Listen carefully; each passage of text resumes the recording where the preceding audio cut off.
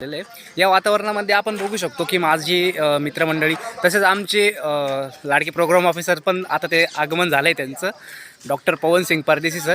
ते तुम्हाला थोड्या वेळात काही दोन शब्द आणि अनमोल मार्गदर्शन करतीलच. सर आलेले आहे इथं, तुम्ही बघू शकतात. सरांचा पण 2 मिनटं सरांचं मार्गदर्शन घेण्यापूर्वी माझ्या मित्राचे काही दोन शब्द आहे ते तुम्हाला आम्ही सांगतो. तर नितीन सर, कसं वाटतं तुम्हाला आजच्या कॅम्पमध्ये येऊन?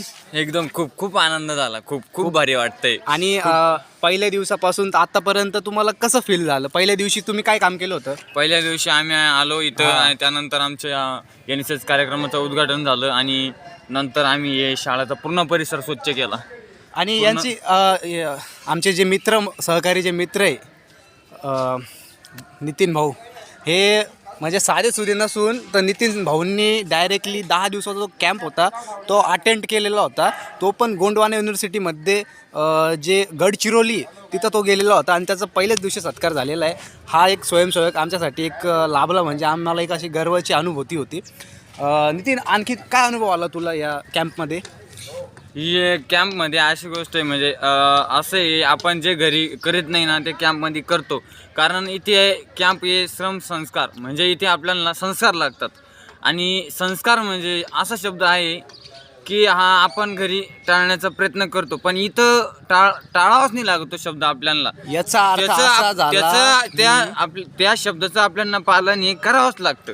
म्हणजे नितीन भाऊला असं बोलायचं आहे की आपण जर घरात जर झाडूला हात नाही लावत, पण आपल्याला ह्या शिबिरामध्ये झाडू कसा मारायचा, लोकांची सेवा कशी करायची, हे जे योगदान आहे हे फक्त जे आपलं NSS शिकवतं. आणि त्यात सर्वात जास्त मोठं योगदान आमचे जे प्रोग्राम ऑफिसर आहे डॉक्टर पवन सिंग परदेशी, हे इतके म्हणजे आता त्यांच्याविषयी शब्दात बोलण्यासारखं काही नाही आहे, शब्द कमी पडतील इतके चांगले आहे ते.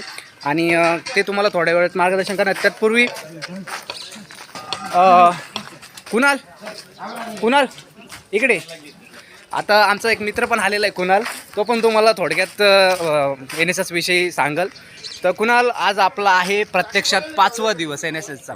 तर तुला काय अनुभव आला आत्तापर्यंत? काय शिकलं NSS मधून? तू काय केलं, काम काय केलं? भरपूर काय अनुभव घेतले. इथं बसलेले शिक्षक, त्याचे तसे विचार रोज कशी राखावी होतात. कुणाल भाऊ म्हणताय की स्वच्छता कशी राखावी याविषयी कुणालने आणि म्हणजे जो त्याच्या गटामध्ये जे मेंबर्स आहेत त्यांनी मिळून जेवणाचा जेवढा पण बंदोबस्त आहे तो देखील करताना कुणालचा खूप आज अनमोल सहकार्य आम्हाला लाभलेला आहे. तर कुणाल